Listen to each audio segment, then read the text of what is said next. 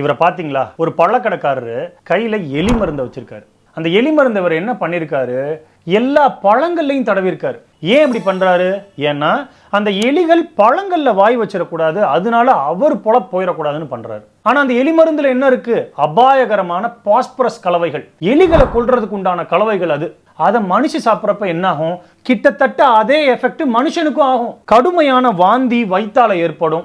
சிறுநீரகங்கள், கல்லீரல் செயல் இழந்தே போயிடும். இப்ப சமீபத்துல தண்ணீர் பழம் சாப்பிட்டு ஒரு குடும்பமே இறந்துச்சு இல்லைங்களா? இப்ப எப்படி இன்வெஸ்டிகேஷன் கொண்டு போயிட்டு இருக்காங்கன்னா, அவங்க சாப்பிட்ட அந்த தண்ணீர் பழங்கள்ல எலி மருந்து தடவப்பட்டிருக்கலாம் அப்படின்னு இன்வெஸ்டிகேட் பண்றாங்க. இதுல இருந்து தப்பிக்கிறதுக்கு நம்ம என்னதாங்க பண்றது?